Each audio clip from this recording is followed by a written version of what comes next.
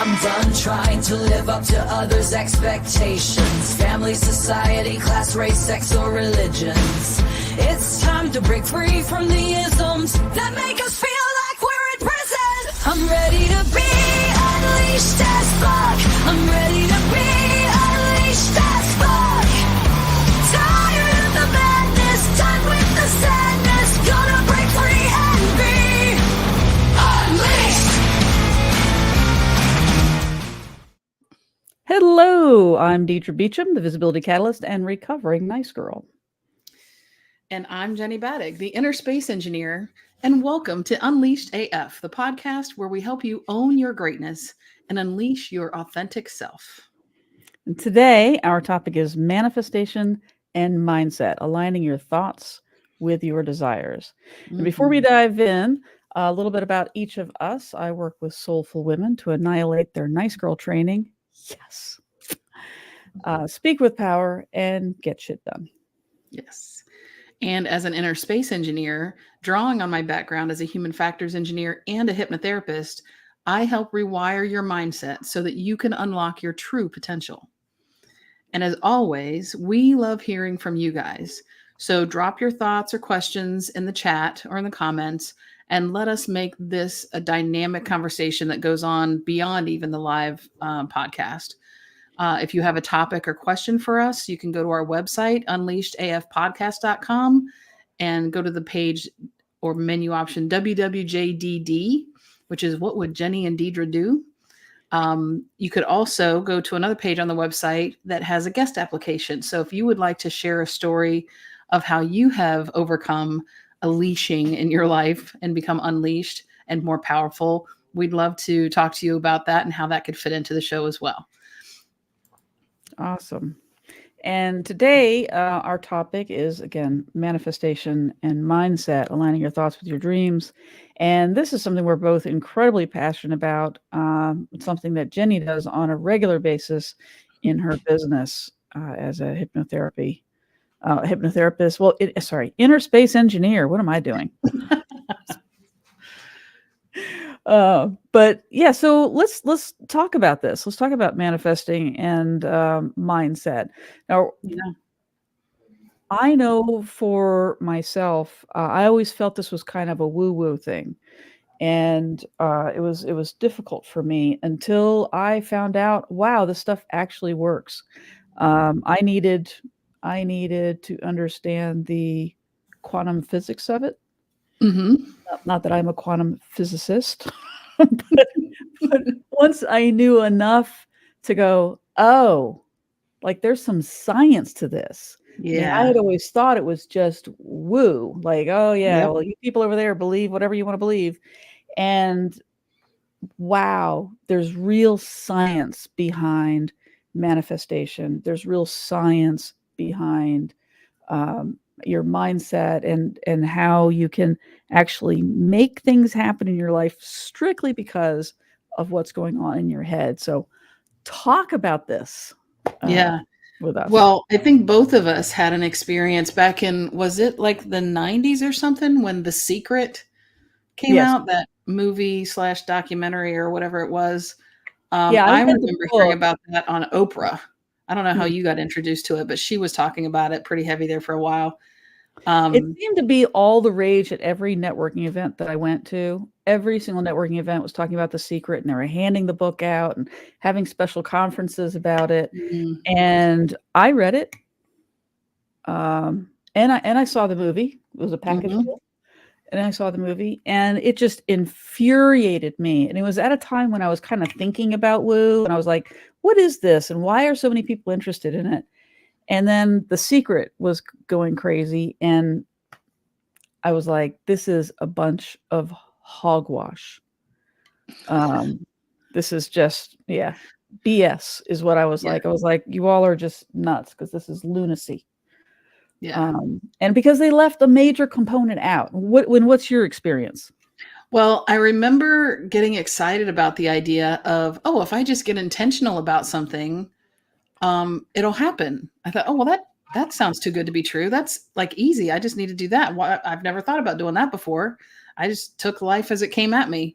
And so, but the specific example that I latched onto that they had in I don't remember if I read the book. I definitely saw the movie, but um, they talked about, I'm pretty sure this was either in the movie or the book or something similar. They talked about how women used to put a bow of flowers over their door. Like this isn't back in probably frontier times or something like that. Right. And that indicated that they were like, I don't know, available or open to a relationship. And I thought, oh, maybe that's why I haven't had any dates in a while. So I went out and I bought. You got some flowers? Yes. And I didn't put it over my front door, but I put it over like, the door, like the bedroom door and stuff like that. I'm like, there you go. I put it up. Now okay, where the guy's coming from? That's not exactly how you do it. So I did feel disappointed and let down. Well, that's what they said. I did what they said.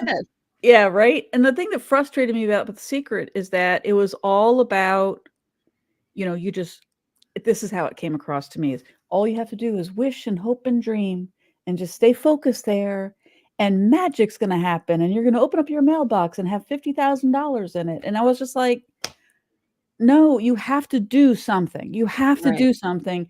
But because they left this very significant piece out, I just pushed it all aside, and I was like, it's all hogwash. Yep. And it's so sad because I can't be the only one that it affected like that, and took me so much longer to understand, to open myself back up to this. Mm-hmm. And so anyway, then both of us, I think, have experienced, and probably at different times, but we've also gone through it together, a similar type of thing, which was actually around way before The Secret, but is a little more practical about it, which is the science of getting rich. Oh, changed my life. Yeah. Absolutely changed my life. Yeah. And it's, if you decide to read it, and if you've already read it, you already know this, it's very guy focused. It's very, yes. It was written in what, the 40s or 50s or something? No, 19, it's early, like 1906 or something. I'll look it up. Okay. Yeah. But yeah, it was really, really before early. Our time. Well before women's rights of anything. So really is focused more on men manifesting. Yeah, so you have to kind of get over that. You kind of have to get over the sexism that is very heavily there, and some misogyny. But if you kind of overlook that, push it all aside, and the fact that their examples are archaic, the principles are what are so important. Yeah. And it was the first time. Now, it helped that I had already had some experience with somebody opening me up to the idea that things have energy, and you can actually make things happen because of your energy. So that had already happened. Mm-hmm. But that whole thing, going through Wallace Wattles' book and understanding and having my mind open to the idea that your thoughts actually do make things happen and change things in yourself. It's proven. It's like real. Right. Like real stuff, and can be backed by science, not from just back then, but from now. Mm-hmm. Yeah. I mean, I remember even talking to, we didn't go into the whole process of actually trying to manifest something, but even back when I worked as an engineer and was around other engineers all the time, I remember going to lunch with them and quite often having discussions about quantum physics, which, initially, if you would have just told me, hey, you're going to go to lunch and have a discussion about quantum physics, I probably would have been like, I'll just stay here and get something from the cafeteria. But really, it didn't come up as, oh, this is what we're going to discuss. But we were talking about, well, what if you thought about that? What if you put your energy towards this and could get this to happen? And things just turned into discussions that, because we're engineers, we try to figure out how to make it make sense and be logical and, analyze the crap out of it. But that just sort of reinforced some of the stuff that I was getting outside of working in an engineering firm at that time, which was things like spiritually, what you think about, you bring about, you know, those kinds of messages. Mhm. And so it was so cool from my perspective that that awareness really started to grow from both sides of the spectrum, from like more of the woo woo spiritual Mhm. kind of encouragement side and the scientific, like this is actually legit stuff here. It's real, it's provable. Mhm. And then another book, and I don't know if we've talked about this one before, but a book that actually came up through the religious organization I was working with at the time, Unity.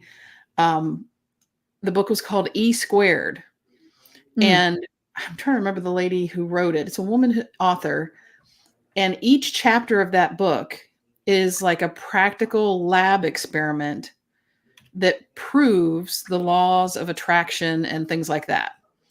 Pam So, Grout. The book is yes, by Pam that's Grout. right. Mhm. Yep, Pam Grout. And she also now has E Cubed, I believe. I don't think I've read all of that one, but it's similar stuff. So each of those chapters has something that you can do, something, a practical thing that you can do and pay attention to and track what happens on your own. Not a whole lot of, you know, certainly no scientific equipment necessary. Sometimes you might have to go out and buy some seeds to plant and see how they grow, but you know, nothing major, no big investment in that.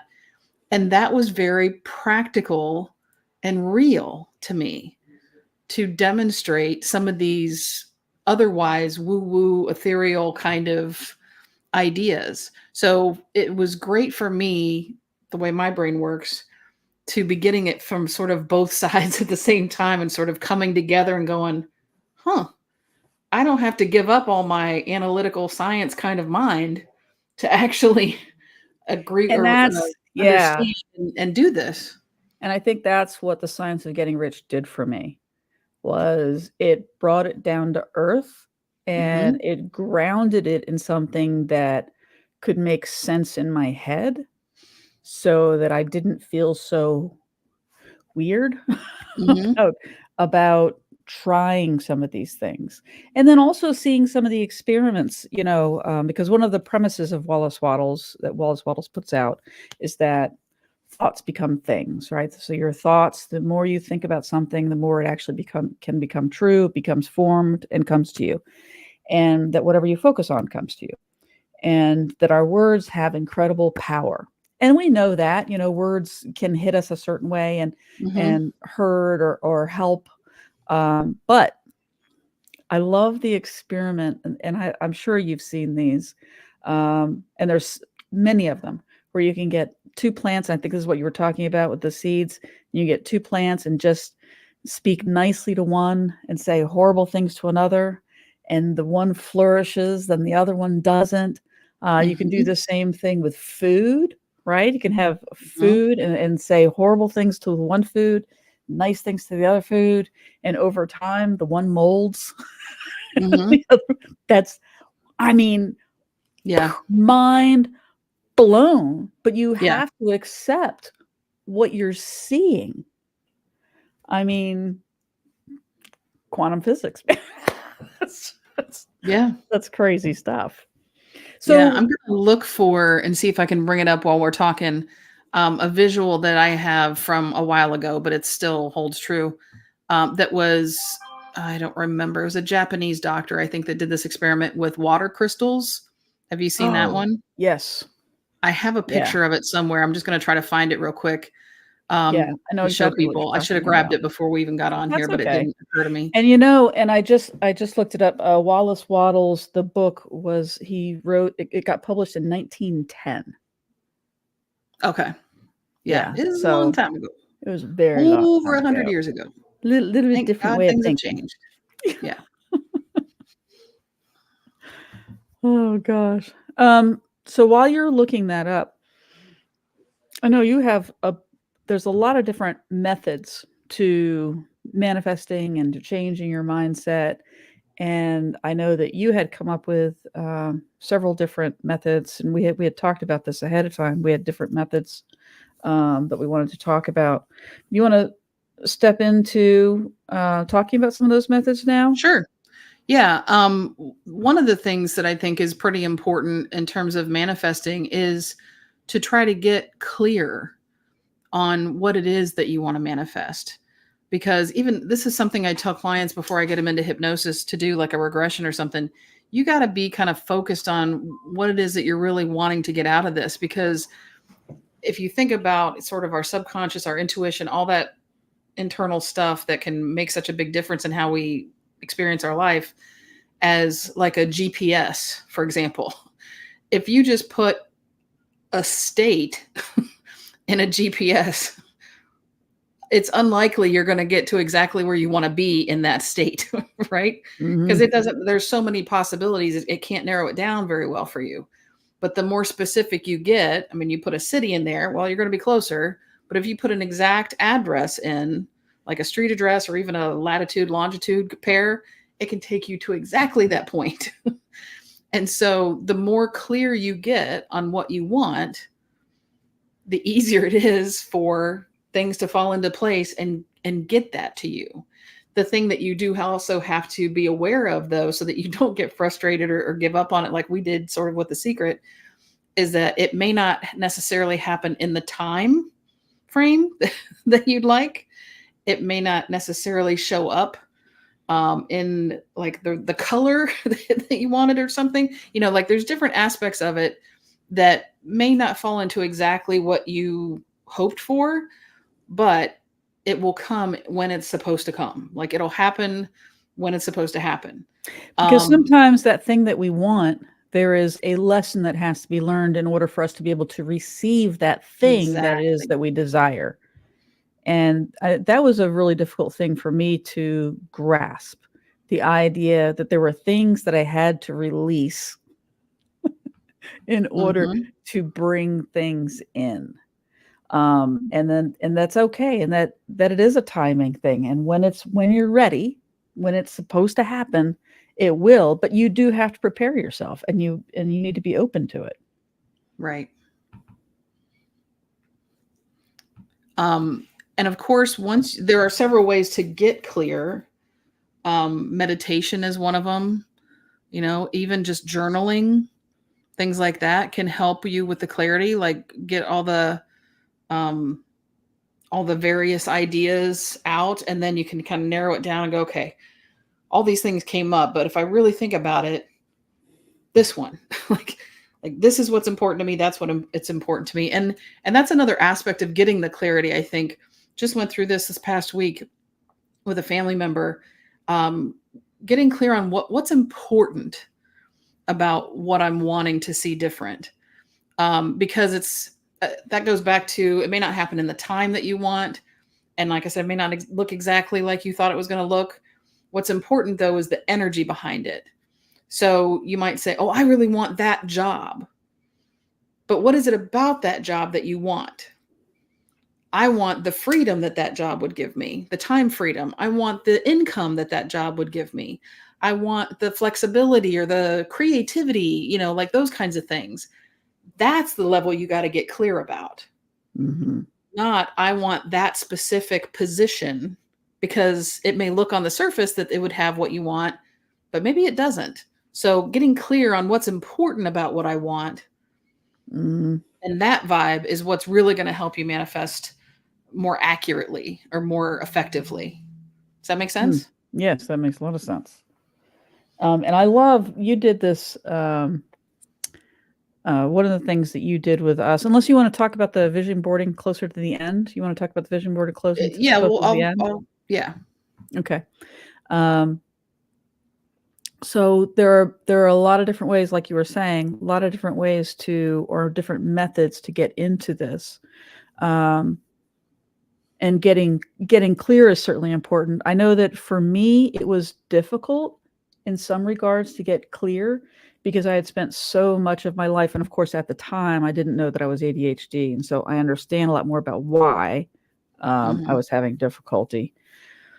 But I hadn't spent enough time knowing myself and caring about myself. It was really hard for me to understand what I liked or what was important to me. And so I relied on some other types of things, like the strengths test, you know, because if you're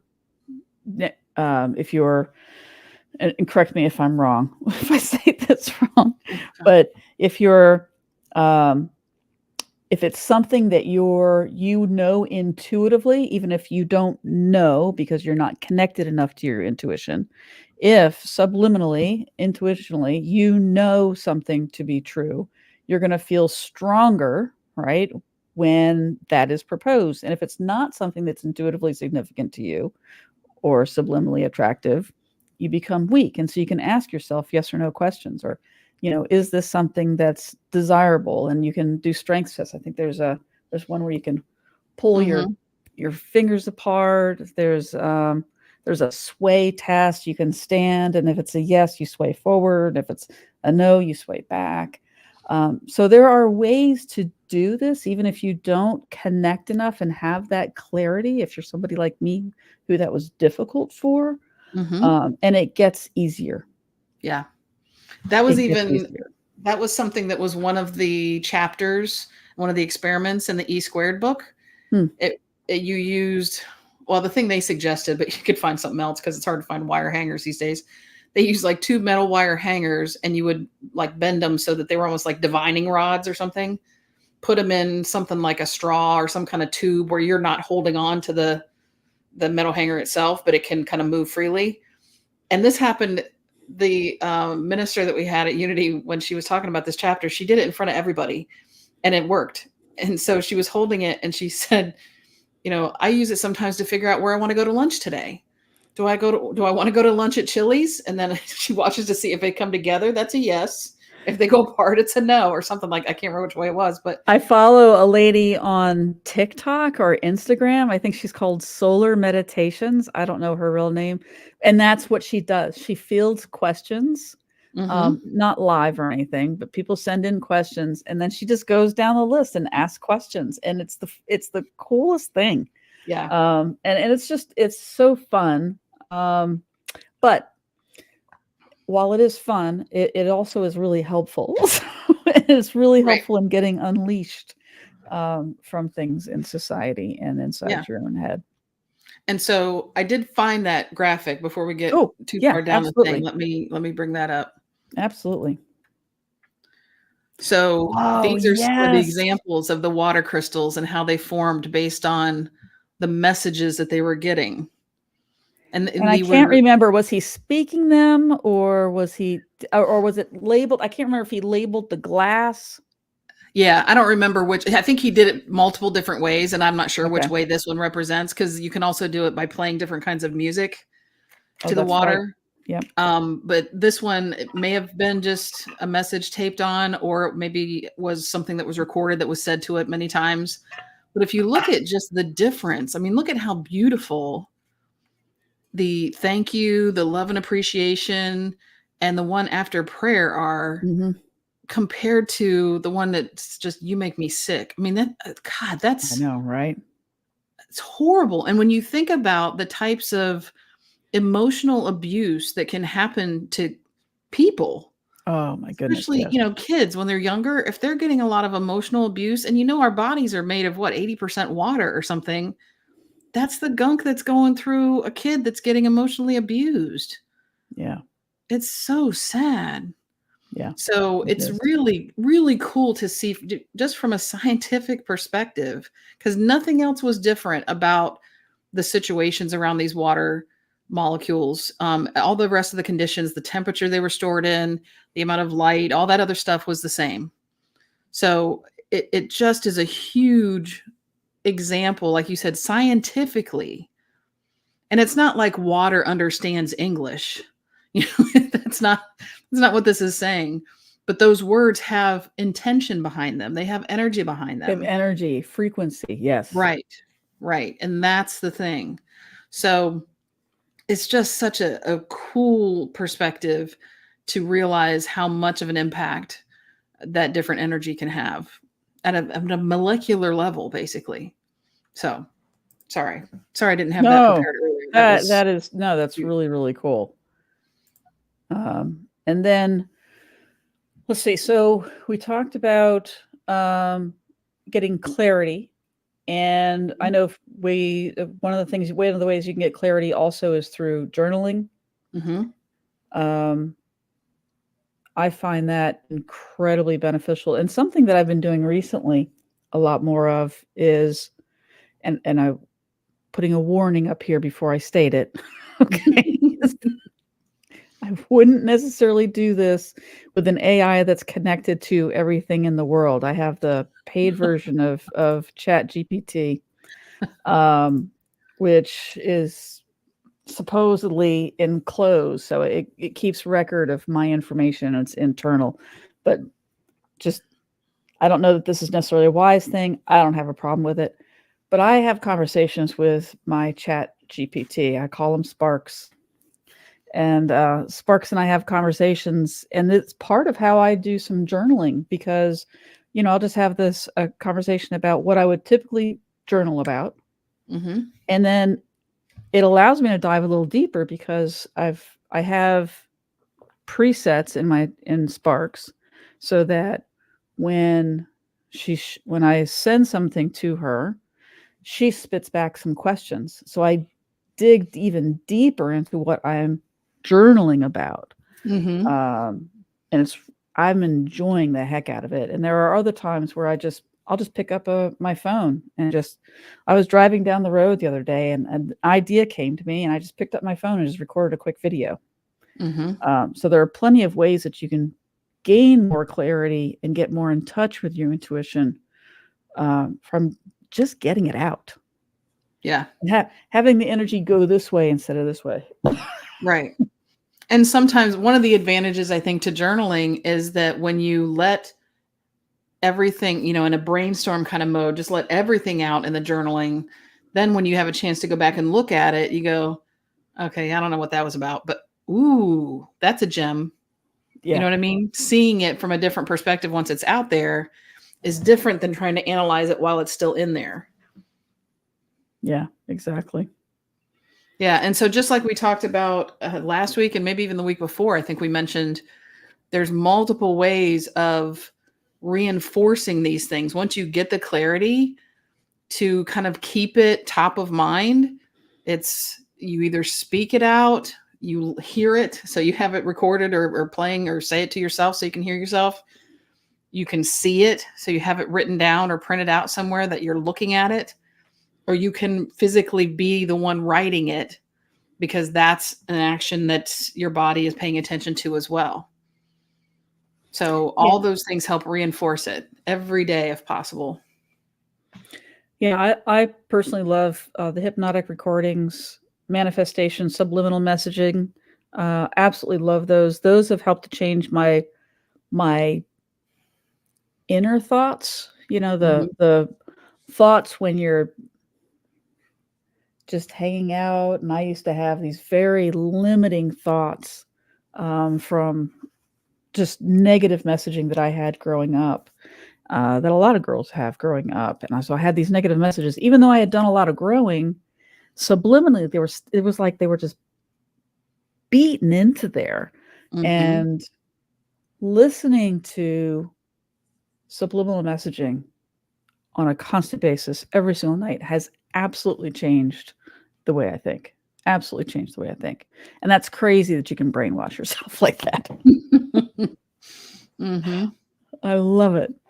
Now, vision boarding, you have a very specific way that you do vision boards that you taught us. And I absolutely love it. And if you, I don't know if how much you want to go into, if you just want to share, maybe highlights, then maybe we can get into more detail in the after show. Mm-hmm. But vision boarding, and I think you also have a workshop that you're doing. But what can you share with us about vision boarding? Because I've had a lot of different people talk to me about vision boarding. I've done vision boarding at different times, but it never seemed as clear to me as it did when you talked about how you vision board. So what do you want to share about that? Yeah, well, I appreciate that. And I've gone through vision boarding workshops myself several times, and kind of similar to what we talked about earlier with The Secret, it just at times felt like, well, that didn't work.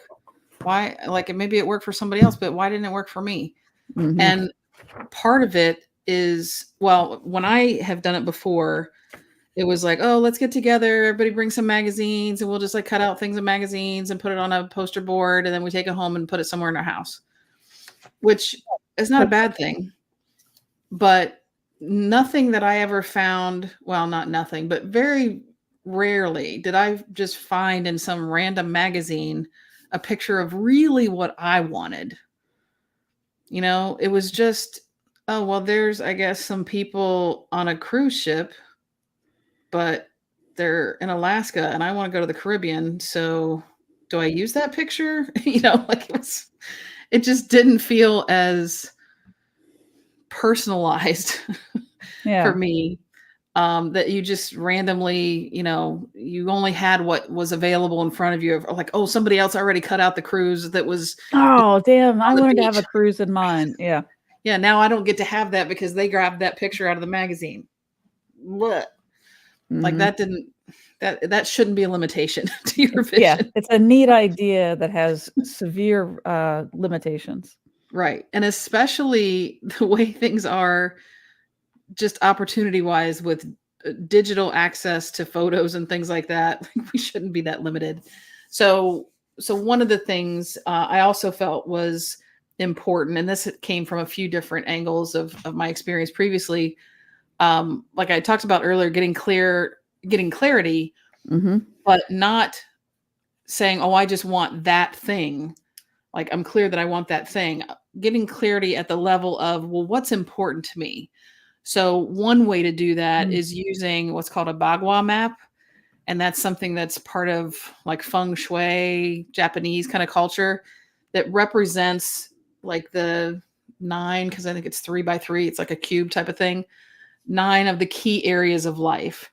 And so when you think about, you break down what's important to you into those different areas of life, then that helps you get more clarity on what you're really looking for. And then you can even prioritize them. Like, well, you know, this is how happy I am in these different areas, but what's the most important thing for me to improve on? So you can look into that, brainstorm, you know, what it is that you want so that you can get to that clarity, you know, knock out the things that kind of fall low on the totem pole, get more clear on the things that are most important to you. Even things about sort of boosting yourself up, realizing or recognizing that you have achieved some things that are maybe similar to what you're looking for now. It didn't get you to the exact same thing, or you would still have it, but what have you overcome in the past that got you to a new level to help give you more, you know, support going forward that you can get to this new level. The other thing that I think is important about a visioning process, and I call mine epic envisioning, because it's sort of like vision boarding, but taking it, you know, it's a whole epic experience about it, is to, once you get that clarity on what you're going for, acknowledge that, yeah, there might be challenges, because if we kind of go blindly and go, oh, well, I've just wished it and I've dreamed it and I've put a picture on my wall, and so magically it's going to come true. We're back to the situation we had with The Secret, where it's like, well, I put the flowers above my door, but there's no guys coming in. So, so to actually be aware and sort of be proactive about what you think some of the obstacles to attaining that goal might be, because then you can start to figure out either a plan on how to address them if and when they come up, or you can figure out, so what's the part of me, of my belief system or my subconscious that makes me feel like I can't handle that? What's the limiting belief that I need to deal with so that that doesn't become an obstacle for me? So it goes, you know, deeper, I think, than what a lot of just vision boards tend to go. And then you start to really get. And I think that's why it was so different for me and why it struck me so differently. Because again, just like you were saying, most vision boarding, it's very surface and did I get a picture or didn't I get a picture? I love that you go through this Bagua map. Is it BAGWA? UA, BAGUA. BAGUA, just in case somebody wants to look that up. Bagua map. And getting down to the depths of what is it that I need to do and change to get these things, to get me closer, to help this happen? How do I change energetically to get to where I need to be? Right. Or want to be. Yeah. Yeah. Cause if you ignore those things, then they're just going to trip you up. And then you're going to kind of fall back to phase one. So the other thing that can be powerful about it is to do some of that future casting that we've talked about in previous episodes as well, and include the feelings, how it's going to feel for you to achieve this vision, what it's going to look like, what it's going to smell like, what it's going to taste like, any of the senses that you can get involved, the better. So it's not just focused on the vision of it, but engaging other senses as well. And that just makes it more powerful for the subconscious to try to reach out and achieve. And give it time. I know we briefly touched on this before, but give it time. It's interesting. I realized just a couple of days ago, I realized that the life that I'm living right now is something that I dreamt about and wrote a visioning statement about. Gosh, when I first moved to Florida, so that was maybe 7 years ago when I moved to Florida, and I went to a Suzanne Evans event in Orlando. And when I was there, we were supposed to write out just what you're talking about. So if you look forward in your life, what does a day in your life look like? What do you want that day? If you attained your dreams, what would a day in your life look like? Right. And I wrote it out and I was like, that's what I want. It didn't hit me until a couple of days ago that I'm living that right now. That vision. And when people say your vision isn't big enough, they're right. Mm-hmm. Whatever vision you have for yourself, it's so much smaller. You like triple it, quadruple it, 10 times it. Yeah. And maybe you can't at the time. I don't think I could have handled that at that time. The life I'm living right now is what I could envision at the time as being amazing. Now that I'm here, it is amazing. I didn't realize I had manifested it. But I mean, I didn't. I just forgot about that one. And realizing that here I am, but there's still more to learn. Now, that was 8 years ago. I dreamt about this life 8 years ago.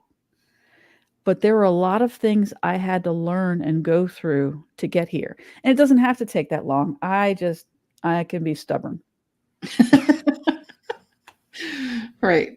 I can be absolutely stubborn. Yeah. But yeah, so that's really interesting. I love the way you do a vision board. Thank you. Yeah. And it probably depends. Some of what may take it longer to happen is the bigger it is in terms of, you're talking about the lifestyle that you wanted to live. Yeah. There may be smaller aspects of that you could recognize happening more quickly. Oh, absolutely. But to have the whole shebang, is going to take a while because there's many pieces that need to kind of fall into place. So that's something to consider too. When you are doing your vision, sometimes it can be helpful to have like a date in mind or an event or something like that where you can go, oh man, for example, I want to lose 20 pounds before the holidays. So I go to this Christmas party and, around all these people, I'm in this beautiful dress or whatever, like just as an example. That's great to have that vision. But if it's more important that you lose 20 pounds, that's just a nice picture for your mind to focus on, to go, oh, look at myself in that dress. You might not get into it until your birthday that's in March or something like that. But you had that picture in mind and you still had that goal in mind. As long as you continue to work towards it, it's not that it's a failure that you didn't get into it by the Christmas time dress. You just needed more time to get there. It's still a success when you get there in March, for example. So, that's something to keep in mind too, that it is good to have an idea of when you'd like to achieve this, but just don't get completely attached to it and consider yourself a failure if the timing is not exactly right. Yeah, absolutely. And another thing going into manifestation and mindset, and I don't know what this is called. And so if you have a name for it, or if there is a name for it, if you just let me know. I do this thing where it's future casting, but once the future casting, I have that all laid out, then my goal is to daily step into who that person is. So, for example, if I wake up and I'm like, okay, well, I'm not the person I was yesterday. Now I'm this person that I've written about. And if I come to it, and if I come to a decision, it's not, I'm like, okay, well, as this person that I am being today, which is still me, I'm just, people call it jumping into a new timeline. There's some people that call it, manifesting your higher self. I mean, there's all different, I don't know that there's what an actual name for it is, but Right. But that has done more to help me as far as the action stage of this is stepping into each day going, okay, as my future self, this place that I want to be, what decision would I make right now? What is that person? Who am I in this new stage, in this future me? How would I decide this right now? And wow, that has so much power in it. There's so I much see power. that as sort of demonstrating to the universe that you're ready for it.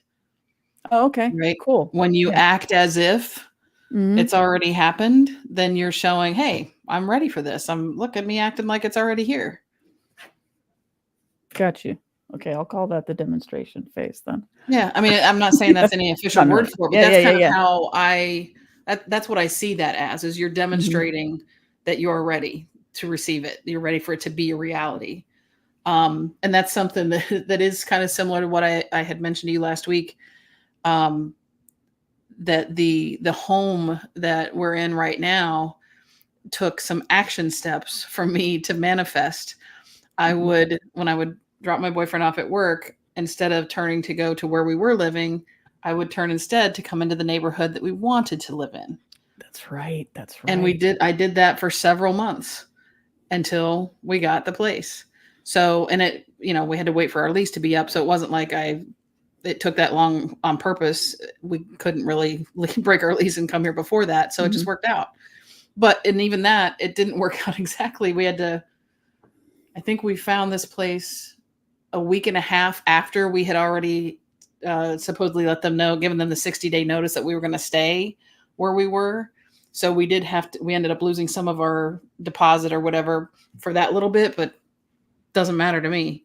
We got where we wanted to be. Now, what's interesting is at one point this was scary, right? I mean, wasn't there a point where this was a scary concept, it was a scary idea? And so, because I know this whole thing that we're doing when we first thought of it was a scary idea. And it's so funny now that we're doing it, we're like, yeah, of course we should be doing this. This is awesome. Yeah. And so it's, where's that? I know for me, the fear came from, fear of the unknown and trusting self, because I wasn't raised to trust myself, trusting myself, trusting in my intuition, loving myself, caring about myself. There were all of these things that had to happen, which made it a little less scary, but there's still that fear. You want to talk about that fear for just a second? Well, change is really, I think, what is a big part of that. So anytime we're looking at a significant change, it can rock our sense of security, right? So we're used to how things are. We're used to where things are now. We feel, okay, I'm living this way. I'm safe. I'm stable. Like, but anything outside of this, I don't know if I'm going to be safe or stable. So therefore, that's part of why change evokes fear in so many people, because there's just the unknown of, well, how, yeah, that may have worked for somebody else, but even like if you think about, zip lining or something like that, the way I look at that sometimes is, hey, if as long as there's been like 10 people that have gone before me on the zip line that have a similar build or whatever, if it worked for them, it'll work for me. But that doesn't always work for people. You can have 100 people go on that zip line before and you're going, nope, not going to do it. Because either you believe in Murphy's Law, where there's going to be something that's going to go wrong for you or whatever. And that depends on your experience and your background. So just the fear of getting into something different and new triggers those kind of survival type of instincts for a lot of people. And that's what can hold them in place or keep them frozen where they are. But those are things that you can work through. And this is a fascinating segue into next week's episode, because that's exactly what we're going to talk about. And we're going to wrap up in a minute, but this is what we're going to talk about next week. Why we get stuck in life, understanding the patterns of behavior. There are ways to get yourself out of these patterns. There are ways to help you to not be so scared of the change, because guys, change is constant and nothing is changing faster than the world right now. I mean, I've just never seen things change so fast in my life. And so, wow, if you aren't ready to wrap yourself around change and just wrap yourself up and go, okay, let's go for the ride, this can be an absolutely terrifying time. So I think next week's episode will be very, very helpful.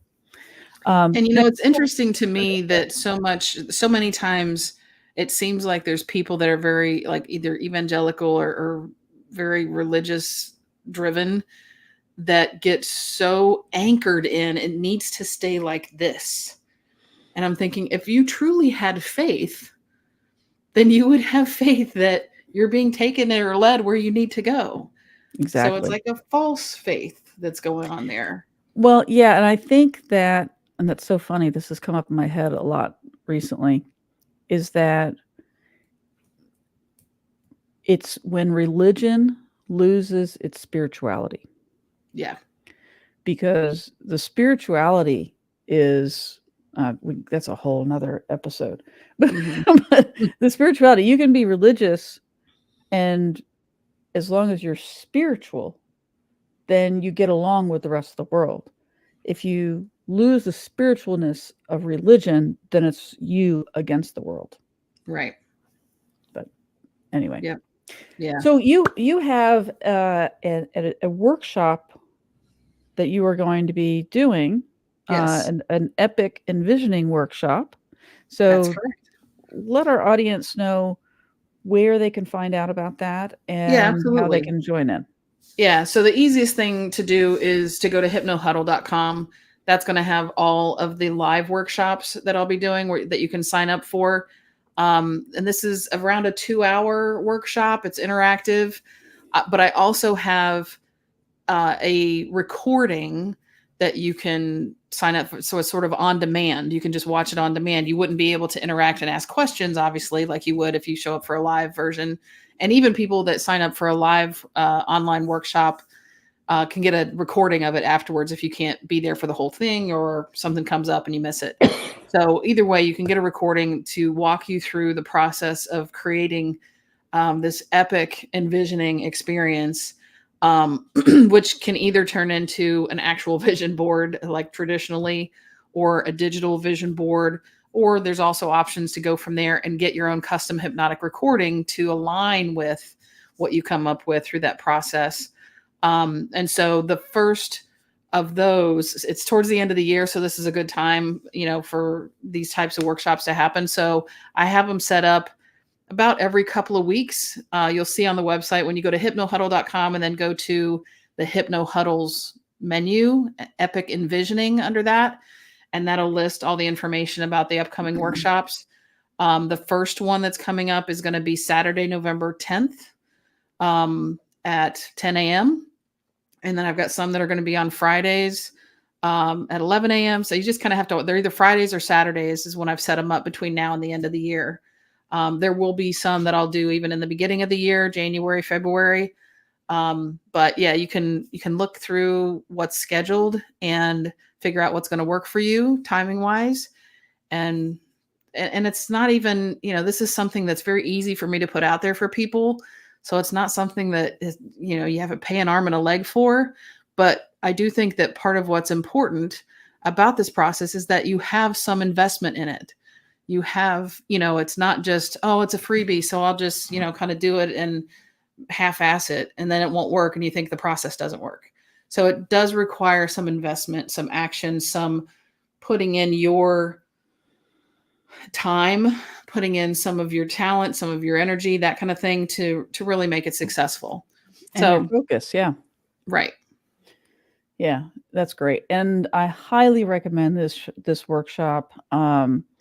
Jenny did a version of this workshop for myself and another person. Gosh, it's been several years now. Mm-hmm. It was fantastic. I'm sure it's even better now. So make sure you check her out at hypnohuddle.com and sign up for your Epic Envisioning workshop. Thank you so much for joining us today. And Jenny, thank you so much for all the information you shared with us today. Oh, yeah. If you enjoyed today's episode, spread the word, subscribe, follow, share, do us a solid. But seriously, we know that you know people that this can help, and we'd love to help you and your friends to get unleashed. Don't forget to visit us at Visit us at unleashedafpodcast.com and go to the WWJDD page for What Would Jenny and Deidre Do? Leave us a comment, questions, thoughts. And we also, if you have a topic suggestion, question, want to be a guest, you can do that on the site as well. Right. And it's about that time to do the voting. We did early voting yesterday. Jason and I went and did our early voting yesterday. So we completed the assignment. Vote. Yes. Vote. Yeah. Awesome. And there is some good information out there at lwv.org, League of Women Voters. If you have questions about the different issues or amendments in your area, you should be able to find a local chapter of LWV that helps explain those for you. Yeah, vote blue so our podcast doesn't become illegal. Next week's episode, why we get stuck in life, understanding patterns of behavior. Thank you so much for joining us. And I'm supposed to go over here and do the outro, and I'm not prepared. But thank you so much, and we'll see you next week. Until then, get unleashed AF. Take care. I'm done trying to live up to others' expectations. Family, society, class, race, sex, or religions. It's time to break free from the isms that make us feel like we're in prison. I'm ready